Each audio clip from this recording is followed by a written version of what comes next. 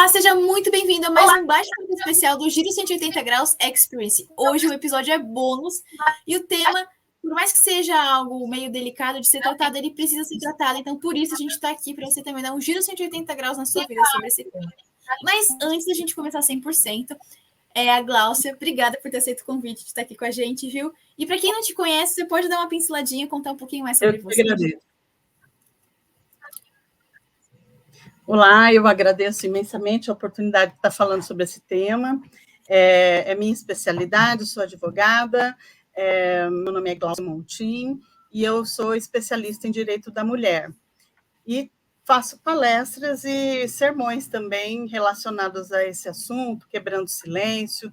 Estou sempre engajada nesse assunto que é de extrema importância, muito pouco falado, e o que eu sempre digo é que não é possível romantizar uma situação de violência, uma situação de abuso, uma situação em que há uma pessoa tão prejudicada e tão fragilizada quanto a vítima, né? Então, eu estou aqui para tirar suas dúvidas, né? E girar 180 graus para virar essa página e seguir a vida feliz. Muito bom. Então, gente, hoje o intuito, como a gente conversou aqui, é que você saia diferente, que você entenda, então, a relevância desse tema e tudo sobre. E, assim, Glaucia, me conta, normalmente os psicólogos, eles falam que quem passa por algum tipo de abuso e se sentem culpados pelo que aconteceu, acabam, né, tendo um desenvolver, assim, na vida que se sentem muito culpadas em todas as coisas. É assim mesmo que as coisas acontecem? Sim, o assunto ele é tão delicado e ele tem tido tanta recorrência que não é novidade para ninguém que muitos autores estão escrevendo sobre o assunto. Não são cristãos, isso aqui é uma cartilha feita pela Prefeitura de São Paulo, que está escrito Prevenção da Violência Doméstica e Familiar contra as Mulheres com a Estratégia de Saúde da Família. Existe uma outra cartilha também que eu adoro, mas eu não tenho em mãos, porque a última palestra me levaram embora. Ela chama Mulher, Vire a Página. Também é feita por órgãos públicos. E existem autores inúmeros, e eu vou citar alguns aqui para vocês. A Minha Vida no Seu Caos, escrito pela Mariana Dandretta, que, por sinal, é minha amiga, mas é uma autora maravilhosa. Ela fez pesquisa, ela estudou, e ela demonstra como é que a vida daquela vítima entrou no caos do marido dela, entendeu? E ela entrou sem perceber como aquela atuação psicológica vai indo, a tal ponto que, quando você vê, já está no caos. O que resta de nós, da Virginia Grimaldi, esse livro me tirou lágrimas. Maravilhoso. É o que restou da vítima depois que ela caiu em si de que ela tinha sofrido violência, tanto psicológica como física. E o que é que resta de nós? Nesse caso, a grande reviravolta da vida dela foi quando ela conseguiu uma rede de apoio. E, pasme, não foi em relação à família, foi em relação a amigos, né? Muito legal. Muito complicado. Mas o que vai te responder a pergunta é que, a culpa não é sua, da Fabiola Mello. A Fabiola Mello, ela é uma pessoa da mídia, né? Rede social, youtuber, alguma coisa assim, e ela tem milhões de seguidores, ela é religiosa, eu não sei qual é a denominação dela, mas posso procurar aqui em alguma hora, e ela fala que a culpa não é sua, exatamente o que você está me perguntando, né? A vítima, muitas vezes, ela está tão humilhada, tão constrangida, tão envergonhada, tão sentida, a autoestima dela está tão lá embaixo que ela fica procurando justificativas para aquele ato. E ela chega a tal ponto de não reconhecer a maldade, a falta de sensibilidade, a grosseria do abusador, e ela fica pensando assim: eu causei isso tudo, eu não deveria ter colocado orégano na comida porque ele não gosta. Imagina, você não tem noção pelo que as pessoas lidam. Aí vai chegando desde a comida salgada até a falta de situação financeira. Em vez de sentar e recalcular a rota, vem tudo para cima da vítima, né? Porque gasta demais, porque comprou coisa cara demais, porque o mercado está caro, você não deveria ter feito essa compra. Então, é claro que existem outros fatores passionais, principalmente, que geram as violências. Mas pequenas coisas também viram um turbilhão, e é daí que começa. Começa a essas questões de brigas, depois vai passando para agressão física, e muitas vezes, infelizmente, homicídio, ou tentativa, ou lesão corporal. E aqui, voltando, ela fala assim também, que a vítima fica pensando: eu podia ter evitado, eu não era tão inocente assim, eu deveria ter percebido. Não tem nada, não tem que nada, não precisa ficar justificando a falta praticada por outra pessoa em cima do que você fez ou deixou de fazer. Você é o que é, né? As pessoas que estão com você precisam dessa forma. E violência é uma coisa proibida por lei, né? E ainda assim praticada por pessoas que estão ali no vínculo doméstico, muitas vezes, às vezes não, né? Então, muitas vezes as pessoas acham que são culpadas, sim, porque sempre me falaram que não era a pessoa correta para mim. Não tem nada, isso não justifica. A gente não pode revitimizar a vítima, né? Ela já é vítima. Trazendo essa conversa de novo para que volte uma culpa para ela. E isso muita gente tem. Os psicólogos dizem que esse trabalho de conscientização de que ela não é culpada de nada do que aconteceu vem de muitas sessões, de muito autoconhecimento. Então, daí a grande oportunidade de eu falar que é necessário ter um acompanhamento psicológico, né? Tanto psiquiatra, se for o caso, não vai tomando aí se automedicando, mas é bom procurar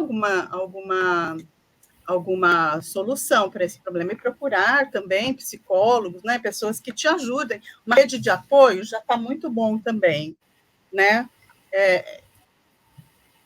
É isso. Com certeza. Não, é que é um tema bem assim importante, relevante, então muitas coisas que a gente pode fazer. E pensando assim, as pessoas que passaram por qualquer tipo de abuso, seja homem, mulher, criança, enfim, tem algum tipo de resguardo perante o Estado, perante a lei? Você falou que tem algumas coisas, mas será que tem algo a mais do que às vezes a gente está acostumado a ouvir dizer? Sim. Sim, não posso entrar antes desse assunto, eu não posso deixar de falar da Lei Maria da Penha. A Lei Maria da Penha, ela vem da Maria da Penha, que é uma pessoa que realmente sofreu abusos, tentativa de homicídio por parte do marido dela, e que, para que ele fosse preso, ela teve que recorrer a organismos internacionais. O que aconteceu? Ele tentou matá-la por várias vezes e deixou-a paraplégica. Mas ela não se calou, ela é uma pessoa ativa hoje ela se dedica a esse assunto. E em decorrência dessa denúncia em organismos internacionais, foi editada essa lei, Maria da Penha, e ela prevê como que o Estado, né? O Estado, eu digo, o Poder Judiciário, o município, o próprio Estado em si, né? O Estado do país, o próprio país, como que toda essa união de órgãos do poder público pode proteger, de certa forma, a pessoa que sofre uma violência doméstica, por exemplo, né? A Penha, ela fala sobre violência doméstica mesmo. O assunto ele é muito sério, as consequências são gravíssimas, desde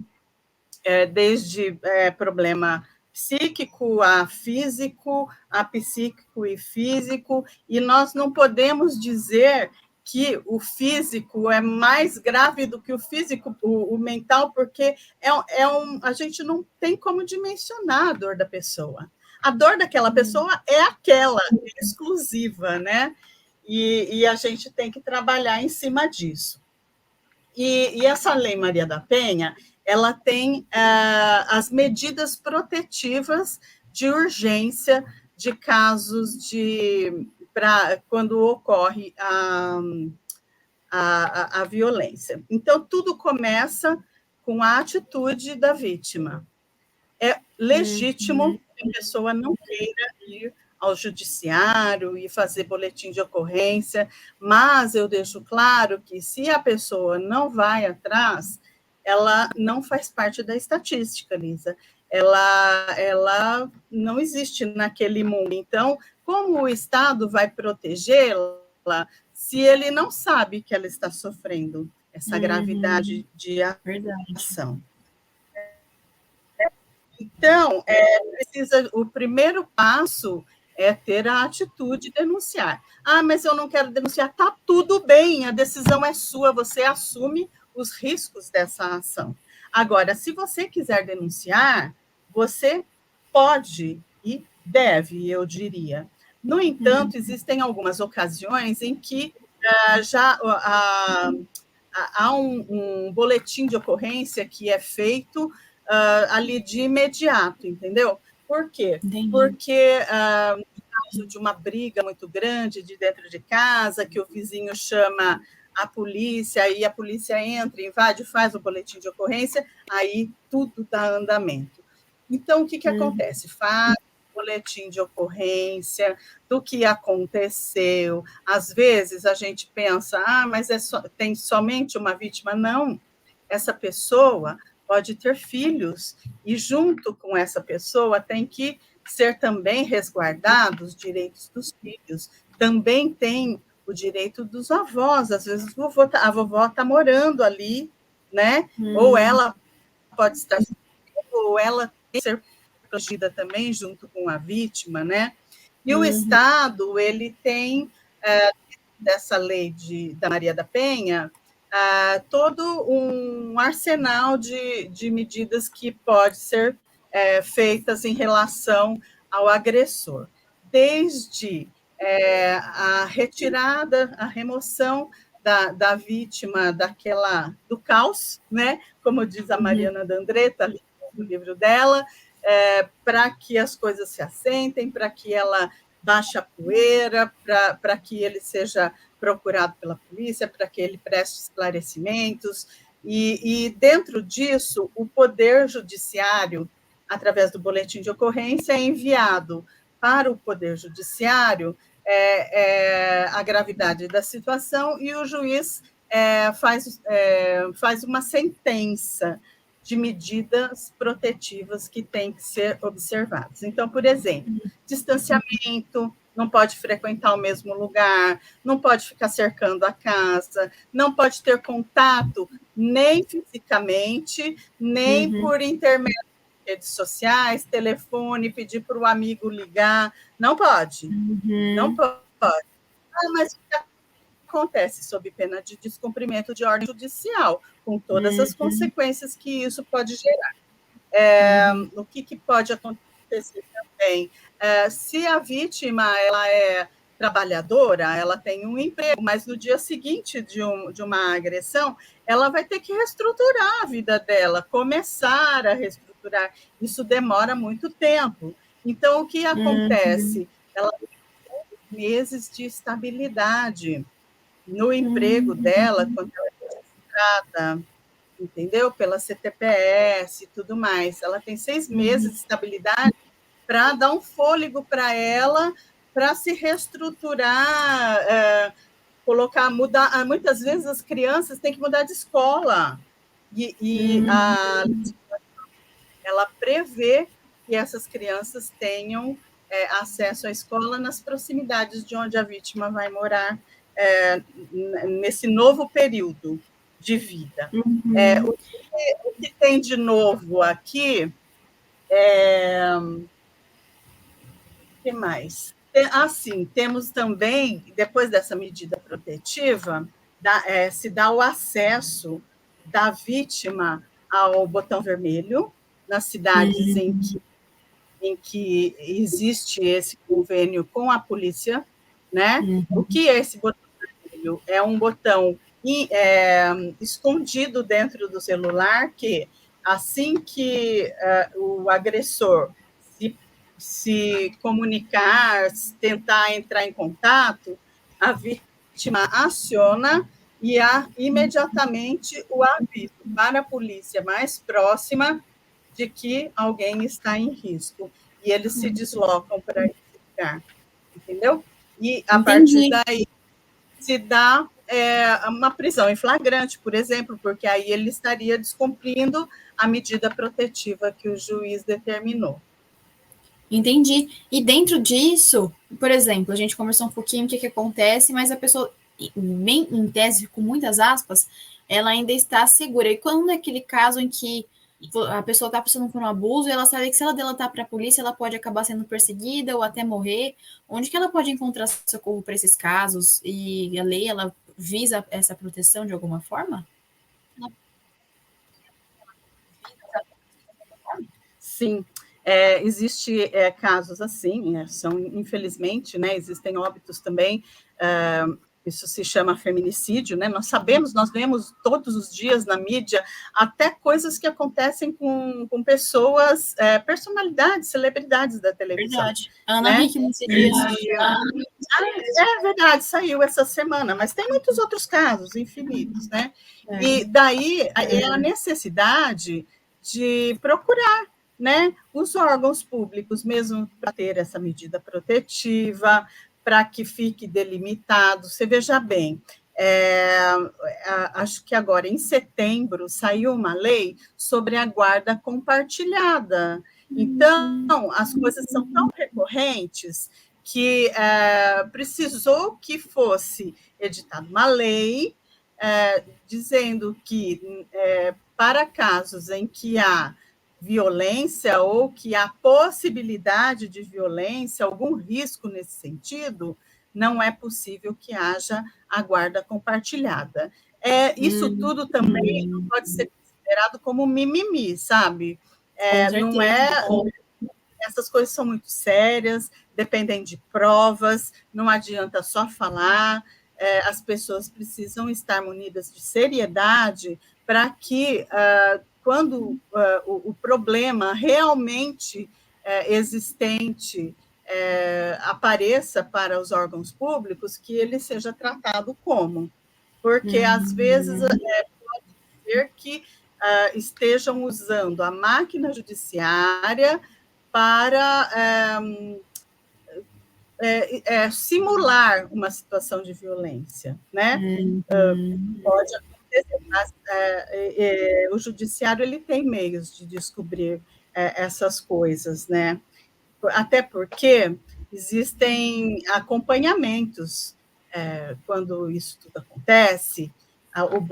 Quando há o boletim de ocorrência, dentro da delegacia da mulher, existe como se fosse uma espécie de convênio. Então, vai enraizando para todos os lados. Então, vai para o juiz da medida protetiva, envia para uma instituição para que ela procure a vítima para verificar se ela precisa ser tratada por médico, ginecologista, se ela precisa de psicólogo, se ela for pessoa pobre, sem condições de arcar com as despesas de processo, que se conceda uma assistência judiciária gratuita para ela através da Defensoria Pública. E se ela não tiver esse direito, pode-se contratar um advogado também, né? E existem profissionais que trabalham só nessas condições. É isso que a gente tem de proteção, né? Entendi. É, é bom a gente saber, porque infelizmente o mundo é muito complicado, então todas as pessoas precisam ter acesso a essas informações. E aí, assim, a gente entende, né, às vezes, essa questão. Como que você vê que a gente. Qual que deve ser a nossa atitude perante o que acontece? Como que você vê que a gente pode ser luz para as pessoas que estão precisando de ajuda nesse sentido, mas muitas vezes elas não conseguem se abrir, elas não têm o que fazer, elas têm Sim. medo. Como que funciona? Antes disso, eu gostaria ainda de acrescentar que existe também o problema financeiro. Muitas pessoas não fazem, não tomam essa atitude porque dependem do agressor, né? Quando há essa medida protetiva, ela pode arbitrar alimentos provisórios ou provisionais para que a pessoa consiga se reorganizar. E agora, recentemente, a lei mais nova que tem sobre o assunto determina que o Estado pode arbitrar também o auxílio aluguel, pago por órgãos institucionais que vão garantir, como se fosse um auxílio, é um benefício, na verdade, temporário até 6 meses. Agora, nós, como pessoas empáticas que somos, né, a gente pode atuar de várias formas, e a melhor delas é o acolhimento, né? O acolhimento de uma pessoa, ouvir. Às vezes a pessoa precisa ser ouvida para que ela tenha coragem depois de tomar alguma atitude, né? Não é que você tenha que pegar o problema dessa pessoa, é ouvir, usar o poder da escutatória. Todo mundo tem necessidade de falar, né? Então, é muito interessante que a gente tenha essa paciência, esse acolhimento de estender as mãos para as pessoas e saber quais as necessidades dela, porque o abusado, a vítima, muitas vezes, ela se revolta e toma a atitude de seguir a situação para frente, mas muitas vezes ela se retrai, né? E ela precisa de uma força, de um alento, e a importância também em sendo necessário, que você faça parte da rede de apoio dessa pessoa. Mas para que eu vou apoiar? Gente, ela pode ter um filho que ela precisa ir ao médico e não tem com quem deixar, né? Ela pode ter a avó que está precisando de uma compra de supermercado e não tem como ir lá buscar. Pega lá o dinheirinho, vai lá, você já vai no mercado mesmo. Dá para ajudar dessas formas, né? E a importância também de demonstrar que aquela pessoa não está sozinha. Não está sozinha, por quê? Porque ela tem Deus, né? Ora, pede a Deus uma solução, pede a Deus coragem, pede a Deus que consiga uma liminar de medida protetiva, conversa com Deus sobre isso, Ele vai cuidar de toda a sua vida, não é assim que nós temos que nos entregar para Ele, não é assim que a gente tem que deixar ficarmos nos braços dele para que ele conduza a nossa vida, nós temos que fazer a nossa parte, né?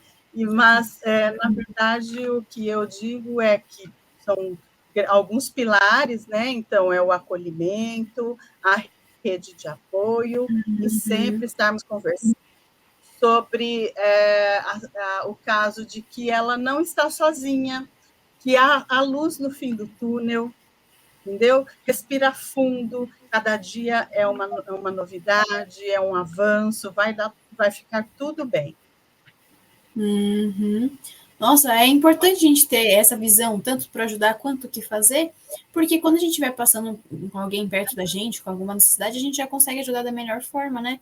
Nossa, é um bate-papo que eu fico assim muito pensativa das tantas coisas que infelizmente acontecem, mas que bom que o Estado ele provê e fornece medidas protetivas em relação a isso. Glaucia, tem mais alguma coisa que você acha importante que a gente não conversou aqui, que é bom o pessoal saber, ficar ligadinho, enfim?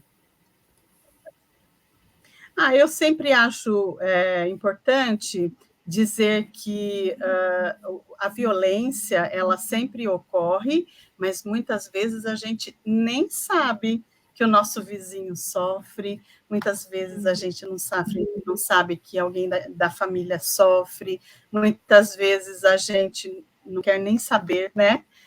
Às vezes tem uma briga no condomínio. O que você tem que fazer? Claro que você não vai bater no apartamento e entrar no meio daquele caos, né? Pode sobrar para você, mas 190 você pode ligar, pode e deve, né?